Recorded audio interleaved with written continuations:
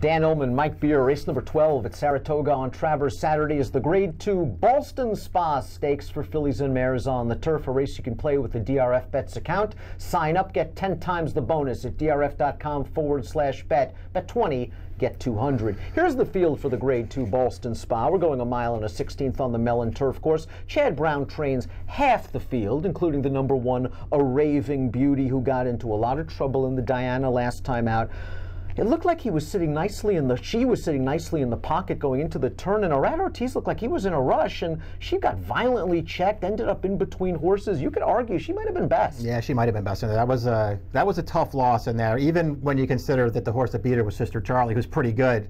But I mean, you know, it's interesting when you go back and watch that race because she broke so sharply from the gate in there. You could tell Irad didn't want her on the lead, and I feel like in a lot of ways that's what screwed up her trip a little bit because he didn't want the front. He had to let horses go, and he wound up in behind. He checked hard on the turn. Even once he got clear again in the stretch, it took him a while to regather, and then once she was running at the end, she wound up in tight late because Sister Charlie was to her outside. A really tough trip for her, an unlucky loss for her. Listen, there's no other way to say it. This is a good field of horses, Dan. She's the horse to beat. Sister Charlie, of course, came back to win the prestigious Beverly D with a 102 Beyer speed figure. Breaking from the inside with a couple of other speeds in this race, though, is a similar trip coming. This time it might work out. Yeah, it might. I mean, listen, she's got great tactical speed. So she's the kind of horse, even though it didn't work out for her last time, I don't think you worry about trip with her. She is a horse who will get forward, and she's comfortable tracking a pace. She had trouble in that race, but a horse that had underrated trouble in that race was the number 3 Proctor's Ledge, who always seems to run at Saratoga. She was checked very hard on the far turn, then was in behind horses all the way to the 3/16 pole, and once she eased to the outside, she came with a good solid run. She is kind of leveled off at that 97 Beyer plateau, but she's rock solid. I agree with that. I mean, I think it's one of those things that when you go back and watch the Diana, you're going to be taken by a Raving Beauty's trip, but this horse had a lot of trouble in her own right in there and actually ran an underrated race. I guess the problem with liking her too much in this race is if you go back to the Just a Game, and what are your thoughts on that? Because it felt like both she and her Raving Beauty got the same trip in that race. And she had her shot at in there. And I know it was relatively close at the end, but she was no match for a Raving Beauty that day. So I wonder if she's going to be able to turn the tables. Maybe Saratoga will be all it takes because she obviously thrives up here. But to me, she has to improve if she's going to beat that horse. I agree. I think a Raving Beauty proved she was a little bit better in the Just a Game. Proctor's Ledge had a good trip, had every chance to win. Once easing out in upper stretch, she was simply second best. One thing to note about a Raving Beauty is she can get a little bit temperamental going into the gate. Washy, doesn't want to go into the gate. Something to keep in mind as they head in there. From Europe comes the number 2 Indian Blessing, a group winner in Germany. You just finished 3rd in a group race in England at a big price. The 5th place finisher from that race came back to run 2nd in a group 3 in France. I think she's okay.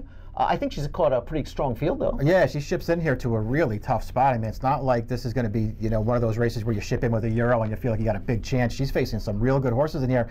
I don't know, Dan. I don't see her race over there that makes her a real strong contender in here. We'll see what happens. Let's look at the Timeform U.S. pace projector for this race. So they have the number 4 Hawksmoor out on the lead, and that's where she was in the Diana most recently. She went to the top, and she held in there to about the 16th pole before being swamped.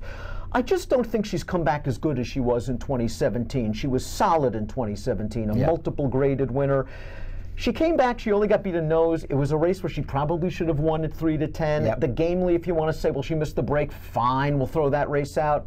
I don't know. She had everything her own way in the Diana, and they overwhelmed her late. She needs an easy lead. Yeah, I agree with that. And the thing is, even if she gets it, I mean, how do you take her off the last one? Because she got absolutely loose last time and just was no match for those horses. I'm with you. To me, she just has not come back as good this year as she was last year. Let's take a look at our top selections for the Ballston Spa Stakes. Now, my idea when handicapping the Diana was I wanted to be sitting 2nd off of Hawksmoor. I got that trip with Ultra Brat, and it was just one of the most painful losses of the meet. I think Kadura might be a better horse than Ultra Brat, and I think the Kadura is going to be sitting off of Hawksmoor, and I think Kadura will take over this thing turning into the stretch. Now, she couldn't hold off 55 in the lane last time out, but that was a yielding turf course. If you watch the head-on, boy, the clumps were getting kicked back. That was a really wet course. It was her first start in, what, about 9 months? I think she's okay sitting from just off the pace. Now, whether she's as good as a Raving Beauty or your top horse off limits, I think that question still needs to be answered. But the price will be right, and I'll be in front of you turning into the stretch. Yeah, I think there's a lot to like about this horse, and I'm with you for last race. You know, the yielding turf I don't think necessarily had to help her last time. Off the layoff, cutting out the pace. I mean, she got closed down late in there, but by a pretty underrated horse in 55. I mean, I thought all things considered, that was almost a perfect prep for her. And you know what? She got awful good last year. I mean, they didn't do a lot of racing with her. If you forget about the E.P. Taylor over that bog of a turf course at the end of last year, her form leading up to that was really, really good. I think any one of those races makes her a big contender in here. I mean, listen, of course she has to be trained by Chad Brown now because he has all the good horses, but I mean, how is she not a huge player in this race and maybe at a better price than the other two? You and I are huge fans of the number 6, your top pick, Off Limits, winner of the Matriarch last year. Now, she's had 3 races this year without winning. I thought she had trouble in the Jenny Wiley, a lot of trouble. We thought because of that race she was going to be a major factor as the favorite in the Just a Game. I was stunned she was last early. Yeah, I'm going to press on with her one more time. We'll see. You know, she still has to prove that she's come back as good this year as she was last year. I mean, she was unbelievable last year from start to finish, and obviously she ended it with a Grade 1 win in the Matriarch where she got a great ride from Rosario, but she also really ran that day. I'm looking at her like this, and whether it's right or wrong. Her first off the layoff in the Hillsborough, I don't think they were trying to win there. I think Chad was giving her that race. Her Jenny Wiley, I thought, was actually a good effort with some traffic in the stretch. I think she ran really well that day. And last time, you know, I was disappointed at first blush. After the race, go back and watch the replay.